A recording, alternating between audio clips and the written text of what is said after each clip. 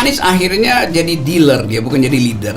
Anies akhirnya jadi dealer, dia bukan jadi leader. Kan dia nunggu hasil dealer di hasil tukar tambah dengan partai-partai ini kan. Padahal dia sendiri terima mandat untuk menentukan cawapresnya. Jadi bagian dari strategi, tapi untuk menyepakati kriteria sekarang siapanya kita tunggu nanti. Karena itu artinya Anies sebetulnya bukan presiden. Dia menunggu presiden sesungguhnya, yang sebetulnya calon wakil presiden ini yang presiden sesungguhnya kan. Di piagamnya dibilang calon wakil presiden diserahkan kepada Pak Anies kok. Itu formalnya begitu, tetapi materialnya Tapi dibicarakan Anies disuruh tunggu. Kita harus yakin juga beri kesempatan dia. Pilih wakil yang paling bagus untuk kamu, untuk bangsa ini. Kita hari ini terus mencari pasangan yang terbaikkan kemenangannya. siapanya kita tunggu nanti. Karena Jadi moral itu yang nggak ada juga pada Anies. Artinya piagam yang sudah ditandatangani oleh 3 ketum partai itu seperti super semar kepada Anies ya, untuk memilih dan menentukan sikap dan menjadi alat bargain bagi ketiga partai ini. Iya, mestinya, tapi akhirnya jadi super mie doang kan, jadi super mie doang kan. Nah, apa itu? Ya saya kira itu adalah strategi yang gagal total. Bahkan survei terbaru dari Kompas kan cukup jauh betul ya, lompatan ke bawahnya yang dilakukan oleh Anies gara-gara tidak bisa menunjukkan diferensiasi politik yang berbeda dengan Jokowi. Dealer bukan leader. Anies hanya menunggu hasil tukar tambah partai-partai lain. Seluruh harapan publik bahwa Anies akan bikin kontras, akan bikin antitesa, sekarang hilang itu. Karena Anies juga tidak berani berbeda secara diametral dengan Jokowi. Jarang misalnya kita mendengar Anies itu mengkritik Jokowi. Bahkan Nasdem selalu mengatakan, tidak bisa Anies itu dibentur-benturkan dengan Jokowi. Ngapain pilih Anies? Kan sudah ada Prabowo dan ada Ganjar Pranowo di dalam. Anies Baswedan lah yang menjadi simbol perubahan. Anies Baswedan lah yang menjadi lem perekat, solidarity maker dari 3 partai ini. Dan itu artinya kesempatan untuk meneruskan dan kesempatan untuk melakukan perubahan dan perbaikan. Itu koalisi yang bahkan merubah diri dia sendiri pun belum bisa. Tapi dia berkoalisi untuk membayangkan perubahan. Pertanyaannya kan adalah ketika berbicara mengenai perubahan, muncul kondom. Gagasan apa sih yang dimaksud berubah? Lalu logika apa yang membuat kemudian ketiga partai ini merasa punya kesamaan platform yang simbolisasinya adalah Anies? Kita uji aja Anies, kita kasih pertanyaan, Anda berani nggak deklarasikan cawapresnya tanpa perlu kesepakatan partai? Kita tanya dia, berani lakukan? Nggak berani, ya udah turun aja Anda. Ujian pertama ya udah gagal. Kepala Anies sudah, saya mesti jadi presiden, iya, tapi secara moral Anda nggak mungkin jadi leader pada akhirnya tuh.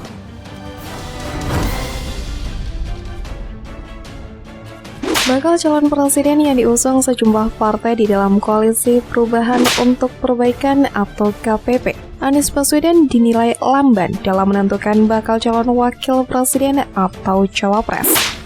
Kritik keras tersebut disampaikan Rocky Gerung dalam salah satu podcast yang ditayangkan di media sosial atau medsos YouTube.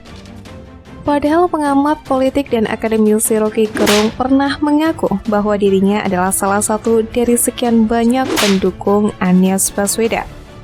Menurut Rocky Gerung, sejak resmi dideklarasikan sebagai capres, Anies belum menentukan sosok yang akan mendampinginya pada Pilpres 2024 mendatang.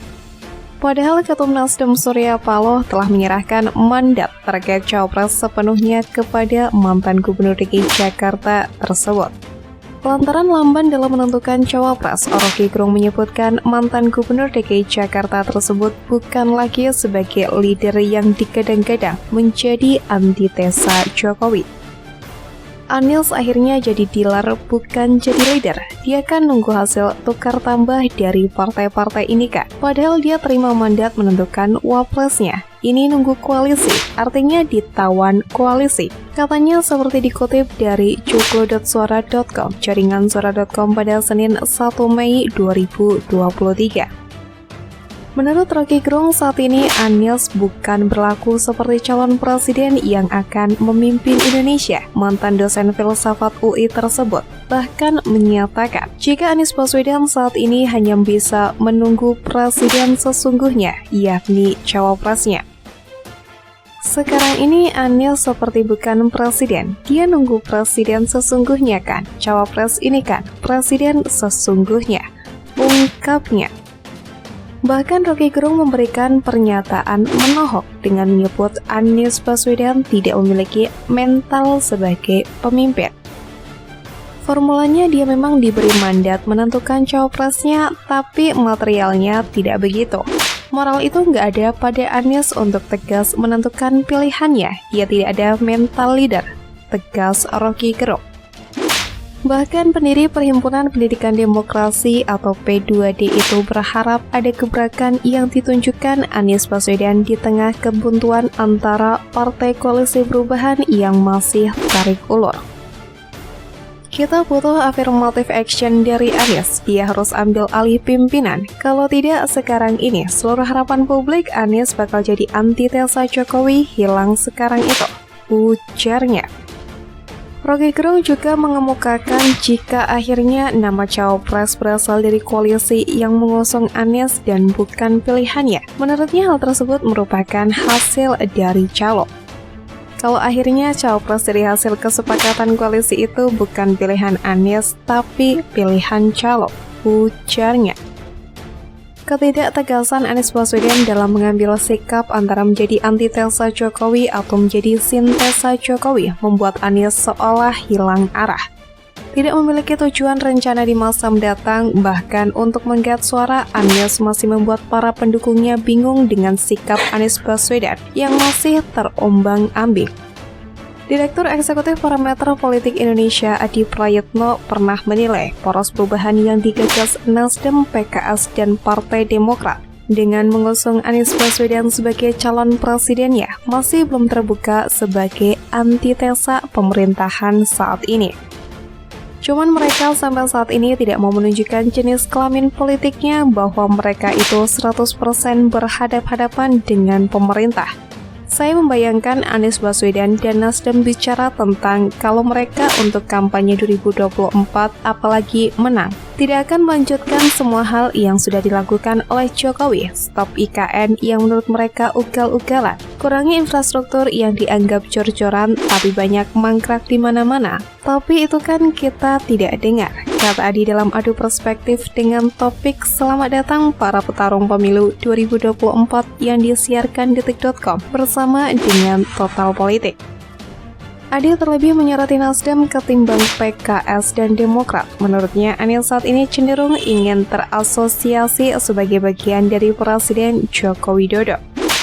Bahkan, Anies Baswedan cenderung belakangan ingin terasosiasi sebagai bagian dari Jokowi. Anies belakangan tidak mau kelihatan punya jarak politik yang tegas dengan Jokowi, ujarnya. Dia menyinggung bahwa koalisi perubahan hanya sebatas jargon dan setengah hati. Menurutnya, sangat menarik jika Nasdem dan Anies Baswedan pimpin perubahan politik bicara bahwa mereka tidak akan melanjutkan semua hal apa yang sudah dilakukan oleh Jokowi. Kalau itu yang terjadi, mantul. Apa yang terjadi pada hari ini soal verifikasi faktual penetapan peserta pemilu di 2024. Nomor urut yang sudah dikocok itu akan semakin maknyus kalau variasi-variasi yang kemudian akan dimunculkan menjelang 2024, ujarnya.